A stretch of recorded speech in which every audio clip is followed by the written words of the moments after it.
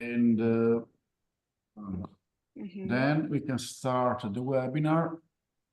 Okay, the attendees are already here. You can start. Okay, thank you very much. So good evening, dear colleagues and dear panelists. Today, I'm Goharik, one of the alumni of Global Campus Caucasus, and today we are going to talk about digital inequality and low-income families and how digital inequality impacts them. Our panelists are Anna and Lucine, who are gonna comment on the process and ask questions. I will let them introduce themselves and I'll have a quick presentation to share the results of my policy analysis and then go with the questions and answers. Anna? Hello, everyone. My name is Anna Gevorgyan, and I'm an educationalist. I'm a lecturer at the university, and I also am engaged in educational research. Thank you, Anna. Lucine? My name is Lucine. I'm based in Armenia. I'm working with youngsters and the youth, and the main idea of my work and ideally, I'm there to do community development and youth empowerment all over Armenia. Okay, thank you, Lucine. So I will start my sharing my screen and for quickly go with the findings and overall process, and then we will go with the question and answers. So the topic of my policy analysis, firstly, you can see my screen, no?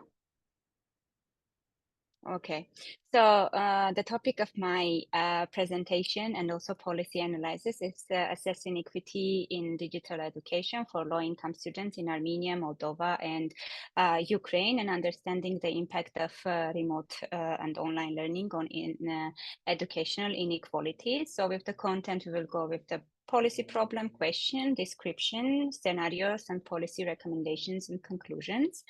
So the policy problem and the question, the aim of the policy was to examine the impact of remote and online learning on educational inequalities for low-income students, as I already told, in three main regions or states, Moldova, Armenia, and Ukraine.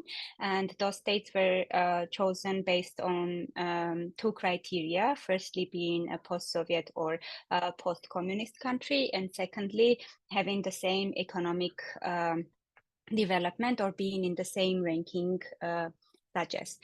The policy questions itself were three. One was, to what extent do remote or online education or learning option exacerbate or mitigate inequality in education?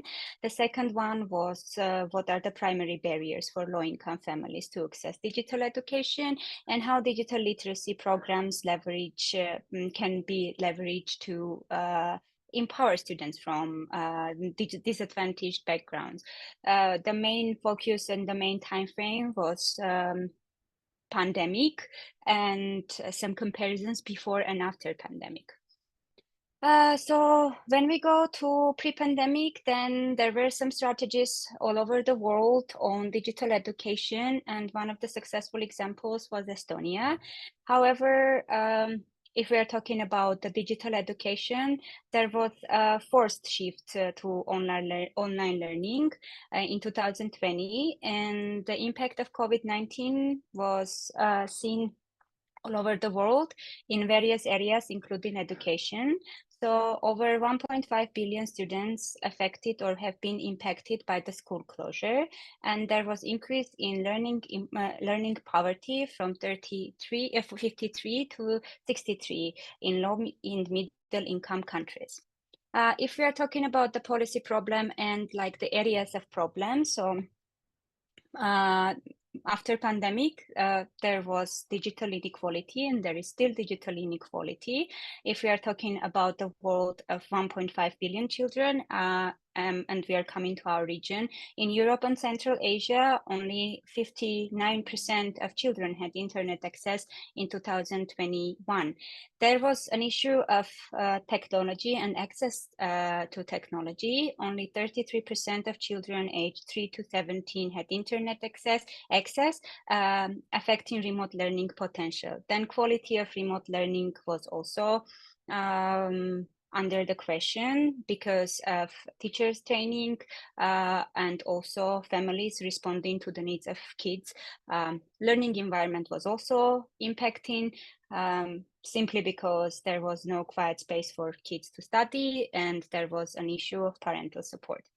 Systematic barriers were also there. Prejudice, inadequate policies hinder access to quality education. And there was a lack of support and resources for low-income families, mostly because the states were not ready to face pandemic or address the issues of pandemic, and policies have been created or during or after, meaning they were reactive rather than proactive.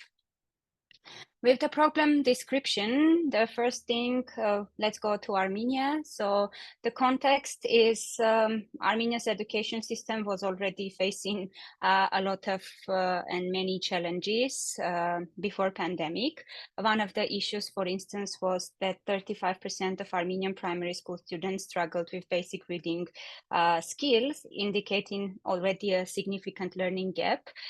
Though there were some early digitalization efforts in Armenia, but they were mostly about documentation and operation of schools, but not the content and process of the education. So the impact of and the responses in Armenian education, what happened was there was a school closure of 12 weeks impacting in 2020, impacting 390,000 students and 31,000 teachers. But it should be mentioned that this was not the only case. We also had a 44 days war where displaced children couldn't have access to education, but that's not the target of our topic today. There was a shift of online learning and mostly 2 or 3 main platforms were used. One was Google Classroom, the second one was Microsoft Teams, and the third one was Zoom. However, there should be a clear indication that even teachers themselves, they didn't know at first how to use. In the beginning, they didn't know how to use those digital platforms. There was a technology gap as we can already see from the screen at school especially. What we had was for 16.8 students, there was one computer. Most of the computers were outdated. In addition to that, with the poverty level and also disparity between and gaps between rural and urban areas, Armenian students were suffering from having a quiet space to study, and also parents couldn't diversify their time to help kids or students, their kids or students to join the classes. And sometimes there was just one smartphone or laptop for the whole family, which was not enough to join the online classes. Of course, there were government and NGO initiatives, and there were partnerships to provide kids, students with necessary equipment. However, that was not enough, and that has been done during the pandemic, and the needs assessment was a very rapid one, so it couldn't cover all the needs and all the margins. Ongoing challenges, despite the progress that was there, the need for sustained investment to ensure equitable and inclusive quality education for all Armenian students remains critical. With the Moldovan thing, let's go to the background information. So Moldova is one of the countries in Eastern Europe that has the lowest GDP, and it has its reliance on remittances. Population decline is one of the things impacting also student decline. They already, before pandemic, they already had limited resources to invest in education, and while remote learning shift happened, 434,000 students have been impacted by the school closure and stayed at home. During the pandemic, they made a action plan to start the digitalization. However, there was a high-tech gap or technical gap. So action plan is nice, but if in the rural areas there is no access to internet or updated computers, then the action plan is not going to work. Then there was this digital education push, and World Bank also invested in new strategies to do the digital education reform. There is also a persistent divide between low-income families and middle and high-income families. With the Ukraine, I tried to combine pandemic and war and focus on those two things because right now the education continuation and continuity is still an issue. So Ukraine was the only country that was already focusing on integrating digital tools in education and having strategies for school digitalization and online learning. There was, of course, shift, and that shift also revealed some challenges. So one of the challenges based on a survey done with teachers was the lack of clear instructions on how to use online tools. The other one was that, again, teachers were not ready to have the shift. And there was also 67.35% of students, as teachers, who didn't have access to digital devices, and also half of them had poor internet access. Student learning gap also increased, and one of the indicators is declining language, math, and foreign language skills reported. And also, as we already talked in the previous two country cases, there is a disparity and digital divide between rural and urban areas. And another thing is that mostly people and families or households living in poverty are located in rural areas. The hardship actually continued in 2022 with the invasion of Russia in Ukraine, and over 65% of villages lack high quality internet that impacts 5.75 million residents, and 25% of schools felt that they had sufficient digital devices, and 25% of schools were only ready to and are only ready to have in-person classes, and over half of the students are right now learning online or doing their learning process, education process online. So there is a critical need of addressing digital inequality, doing needs assessment, and understanding what are the needs and how to provide technology that will support the learning process. So basically what we found out in the sense of similarities, then all three countries are lacking strict policies that will address the issue of digital education, and there should be regulations that must prioritize equitable access to education. Policy scenarios, I have two scenarios. One of them is the public-private partnership for digital education. And one of the successful examples is one laptop per student that is from Peru, but it's not the only and the first country implementing the program. Simply, this is a public-private partnership in a sense that private companies are providing students with low-cost laptops that already have uploaded and ready education programs for low-income families. Those laptops, some of them are actually used and recycled. Some are new, but that is about $100 per student. So the first thing that they have done was to conduct a needs assessment, and then of course create that public-private funds for devices. One of the most important things was community broadband initiative. So basically creating also community hubs to distribute, firstly understand the needs of the communities, and then distribute the laptops and support for learning, and establishing under those community hubs community learning centers. This was affordable, sustainable, but also it had, say, a drawback. States need to do a clear needs assessment.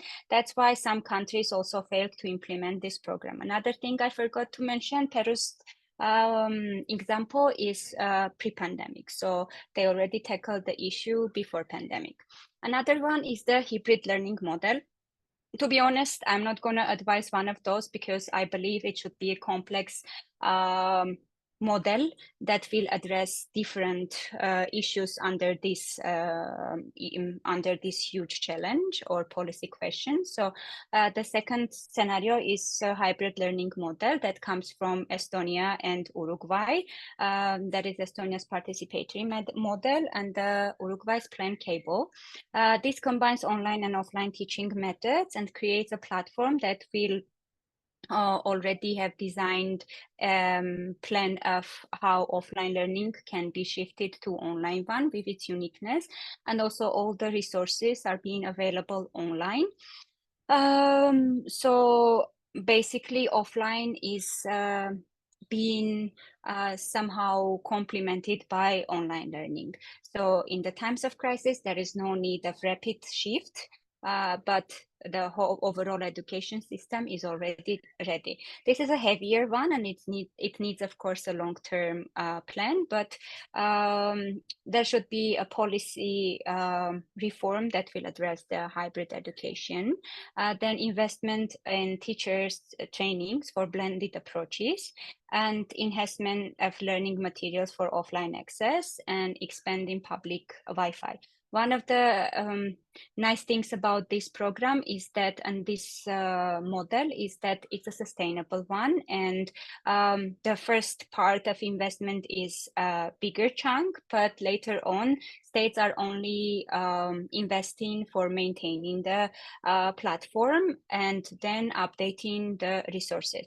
The benefits is diversified and resilient education system, its cost effectiveness, and one of the issues is that sometimes traditional teaching methods are considered in states like Armenia the most effective one, so there should be also a switch in the society's perception. With the policy recommendations, we have government level policy recommendations that are about national strategies and infrastructure that should be there in place, and SMART goals, curriculum and professional development, community engagement and crisis management. And community engagement is one of the key to succeed because there can't be top-down reform agenda. All the problems, issues, and needs should be addressed with community organizations.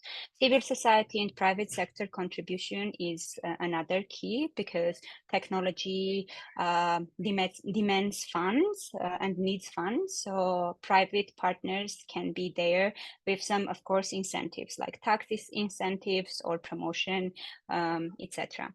And regional and international collaboration. This is another thing I wanted to highlight, but one of the issues and drawbacks here, in the case of Armenia, for instance, the collaborations should be in place. However, experts and government representatives should be very cautious about how to contextualize the successes and lessons learned.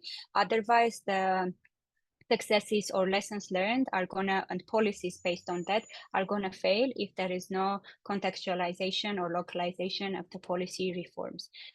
This was it from my side, and we will pass to the questions and feedback from my colleagues. Anna, would you like to go first? Sure. Commentaries or questions or both? Both. Okay. Okay. I personally enjoyed very much reading another policy, very important policy brief on a very important issue. So thank you for presenting that. I totally agree with the highlights that you have made in it in regard to needs-based assessment and making sure that right to education is ensured for learners from more vulnerable families. I think that is a complete, I mean, it's completely recognized, it's universally recognized, there is no question in that. I was wondering about the following. Considering, I know your research focused only on the pandemic, but since the pandemic, we have been in very turbulent times in terms of different emergency situations taking place in our country. And I was wondering to what extent the recommendations that you are making in the paper can be transferable to education in emergencies in general. Mm-hmm. Mm-hmm. Some maybe, some probably will not be. And so I was wondering to what extent some of the things will actually relate to education in emergencies globally, not only in pandemic or pandemic-like situations. Yeah. One of the issues, actually, thank you, Anna, for the question, because one of the issues that I faced throughout working in Armenia as well, the policies are, as I mentioned, reactive rather than proactive. So we are facing most of the challenges simply because we are not doing assessment of the needs or situations, and we are not considering that the crises are going to face, and pandemic was one of those. However, as far as I know, in terms of policies, for instance, just a situational maybe analysis for further discussion or elaboration. As far as I know, very few or little steps or actions have been taken for digitalizing education in the Armenian context, especially. I know that some renovations and reconstructions of schools are happening around Armenia, but the latest data shows that, for instance, 1/3 of Armenian schools still need just simple reconstruction or renovation than, for instance, the ICT devices or digital tools. Another thing is that, of course, the teachers are lacking experience and they definitely need trainings. And I'm not sure whether the teacher trainings are including a big part. I mean, we always talked about how teachers training should be for like very tough ones as education itself processes. So I am not sure that they can update their knowledge or get new skills and knowledge with 1 or 2 training sessions, and I hope that will change as well. But in terms of recommendations, one of the things actually that came to my mind while I was doing this research was in Duke when I took the class of private-public partnership, and in education I was trying to understand what can be a private-public partnership, and because it's hard to get private sector into any social field unless they have their interest or benefits from it. So, but I know that, for instance, the recommendation and example of scenario that I brought about how state can bring tax incentives for tech companies to develop those laptops or have these community labs can be easily done, because I believe Armenia is one of the in the region one of the tech developed states. So I believe there it is very realistic. But again, you cannot do that if there is no strategy or at least no policy on how we are gonna digitalize the education, whether we are gonna have a full separate online platform for crisis time, or we are going to have a hybrid education. So that is the thing. We need to start from policies and making decisions whether we are going with the hybrid regime, which is also, it takes a bit of more investment from the state side. But I believe with internationals, it can also be done. But the thing is, investment in the beginning, then sustainable education plan that is a mixture of online and offline. Personally, I would go with that, but if we know, realistically said, we need a short-term solution for burning issues. So I believe public-private partnerships can solve the issue, but also they can be a part of hybrid model to equip communities with, especially communities and rural communities with some community labs, internet access. So yeah, I don't know whether I answered your question, if there is any follow-up question. There is one more of a comment, actually, not to that, but you mentioned a very important aspect of teacher training and teacher preparation in general. And a thought came to my mind is actually we're going through a teacher training teacher in-service teacher education reforms at the moment. And I was thinking that Programs are being changed, but there is very little attention, and there seems to be very little investment in teacher education in regards of working in conflicts, or working in emergencies, or working with children in conflict regions, or after post-traumatic situations. I also noticed that such fragmented trainings are being offered by non-governmental organizations, which is really good. But I would probably also highlight the importance of focusing on these areas of teacher development in national teacher training programs as well. I completely agree with you. And another thing, after the war, especially when I was doing a small research on trauma-sensitive education, that was one of the issues that, besides all the equipment, digitalization, and access to internet, we all need trauma-sensitive education, or at least training for teachers and support to teachers, because they are also in the crisis time, they are also human beings, and they are also being traumatized and having some psychological or therapeutical needs. But yeah, I do agree. And then in regard to community organizations, I believe there should be a mobilization of organizations and mapping of organizations, because this, as you mentioned, they are fragmental and fragmented. So the trainings, and I believe state in many cases does not even know what is doing who, or they just know, like they get the information and then they forget about it. So that should also be another thing, like having some pool of organizations that is doing a thematic, any thematic teacher training. Yeah, agree. Okay, thank you. Lucine? Yeah, I have another question connected to my field.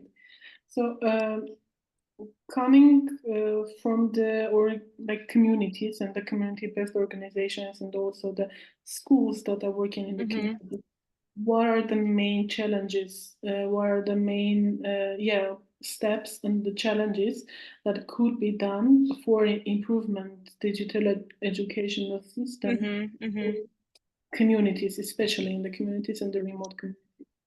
Yeah, thank you for the question. I think one of the issues that community organizations are facing, simply they are very donor oriented, and they are mostly doing initiatives because there is a need of fund, and I will never underestimate any action that community organizations are doing.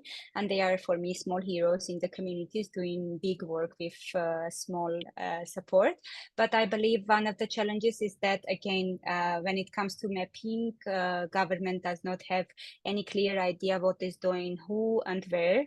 And the small financial support that government is giving, I believe that one of the interesting aspects of, or requirements of that, could be, for instance, having a thematic year of making those community hubs, and maybe giving funding to specific community hubs instead of, or maybe in addition to youth hubs or youth labs that they are making, or community centers that they are making. So it's not enough to create a community center or a youth center in the regions, but you need to equip and make it multi-usable. One of the things when revolution happened was, in the strategy, the government was saying they are going to make the regional schools as community centers and hubs. And there was an issue of closure of some schools and stopping the operation of some schools. And one of the suggestions we made back then was maybe we need to make those small schools as community centers, and maybe develop the skills of local youth and organizations to maintain all that community center. So I think the main challenge here is how state is going to approach, because we are talking about the policy analysis, where one of the issues is the lack of policies in the higher level that later on is going to be implemented in the rural areas.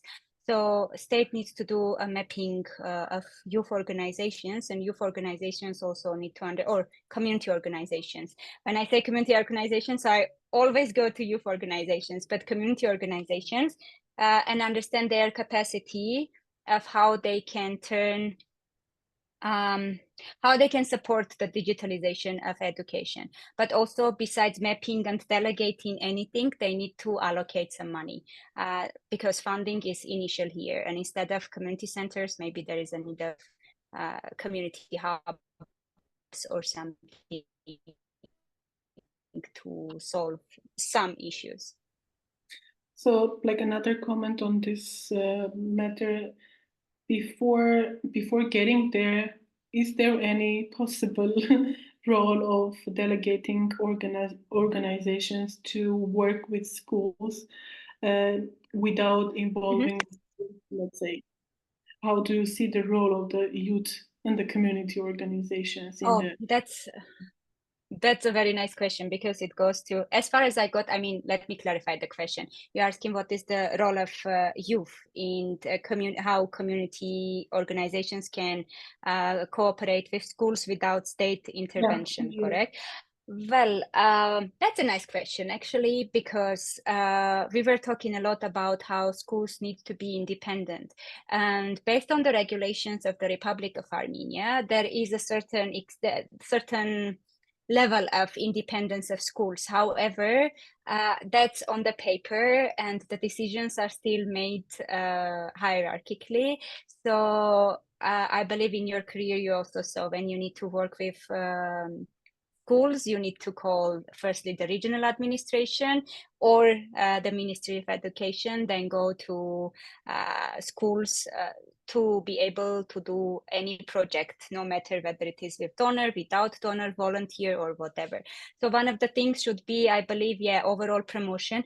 I'm going to say state promotion, but state promotion is going to help to collaborate, because if there is a state promotion of you need to collaborate with community organizations in order to get something done, can be a nice way of supporting these collaborations. But from the community-based organizations perspective, they shouldn't only target students after 18 or youth are after 18 that are leaving the communities, but they need to go a bit like level down, target secondary schools. What we see in the community organizations and civil society right now in Armenia, most of the times they are targeting 18 plus students, because it's legally also easy to work with them.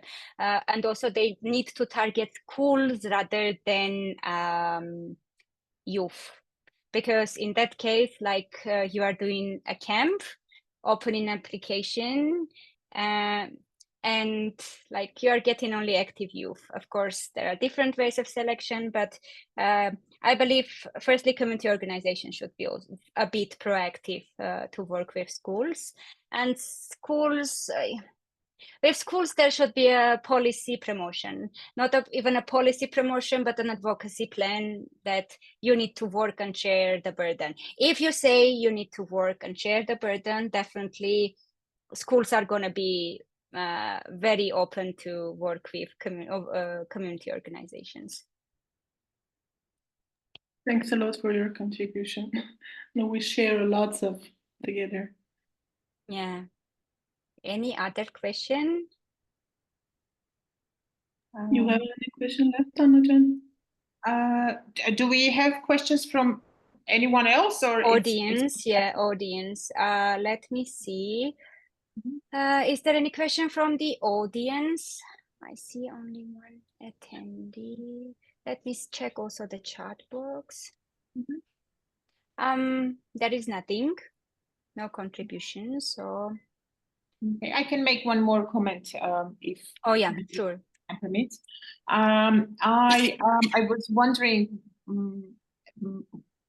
With regard to policy recommendations that you have in your brief, and I think you also talk about one of the most probably optimal solutions at the time of the pandemic, the creation of the e-school, which was a collaboration between the regulatory bodies, state bodies, and international donors. And probably that was one of the, I would probably consider that one of the successful initiatives at the time in terms of the solutions, finding the solutions.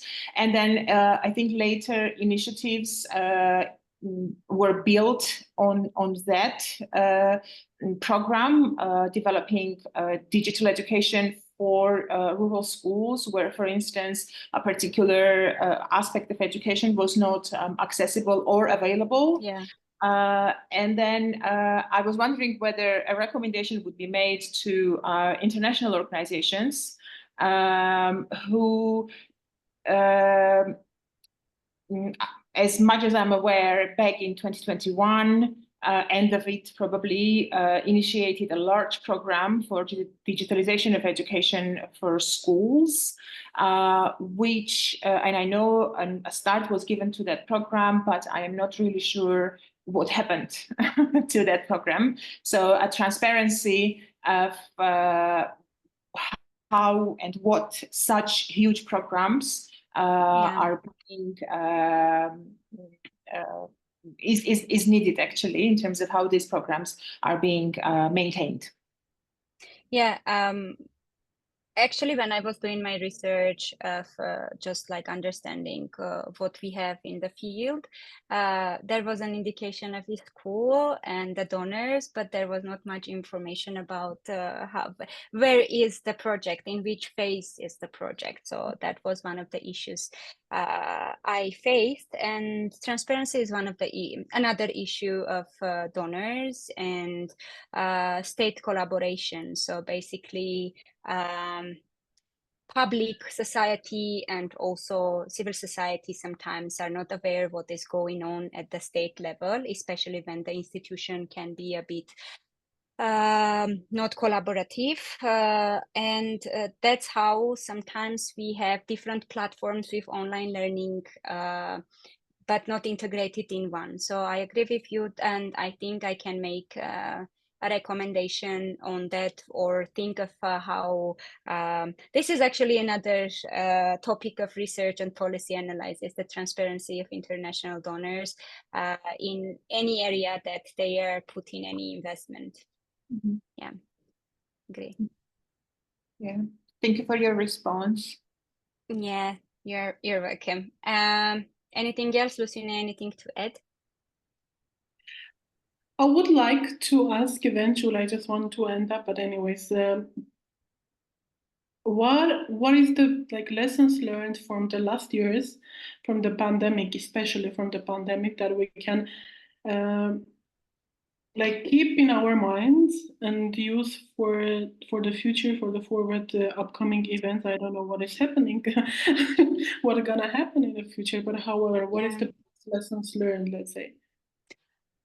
Unfortunately, I would say maybe civil society learned more lessons than the state, to be honest, itself, because we see after the COVID, especially the wars and displacement that happened, we saw that civil society is more responsive and more ready to go with, for instance, need assessment faster, like do humanitarian crisis assessment, support, etc. Even can start initiatives for the continuation of children's education in the shelters, and I was a part of that initiative to continue the education. And we created separate curriculum for those times and for those students who are in shelters, and that education shouldn't be the ordinary education.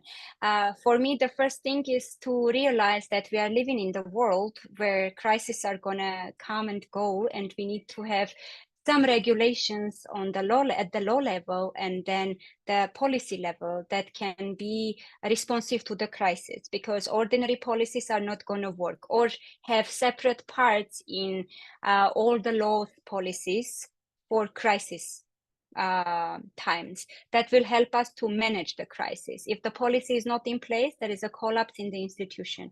And we had another issue, for instance, with war, when displaced children were coming and schools were not allowed to accept them simply because they didn't have documents, unless ministry said, you know what, you need to accept because those are displaced and it's okay not to have documents. So there should be a certain policy, and actually some certain time passed. I think some month, definitely, until ministry decided that it's okay to accept those children for the education, in the education and at schools. So one of the things I believe we need to start being, I'm going to say more about this, but I was thinking recently a lot about reactive versus proactive. That brings to need assessment, that brings to also future planning, not of course a long-term planning, because in these times, you cannot do a very long-term, mid and short-term planning, which brings us to crisis responsiveness. We don't have right now. We don't have the crisis response policy in any area. I believe the crises are coming, and then government is deciding to do something. So my thing is we need to finish this circle and cycle of reactive policies or reactive decisions, because sometimes the decisions are made that are nice, but they do not get any policy value afterwards. The crisis is ending, they successfully tackle the crisis, for instance, and that's it. It's not in the policy anymore. You will never see a crisis policy that will touch upon the simple decision they made that was successful. So I believe one of the things is to start from the beginning, understand that we need policies, to needs assessment, short and midterm planning, and incorporate crisis management and crisis response in all the major strategies and policies. Yeah. Thank you. Thanks a lot.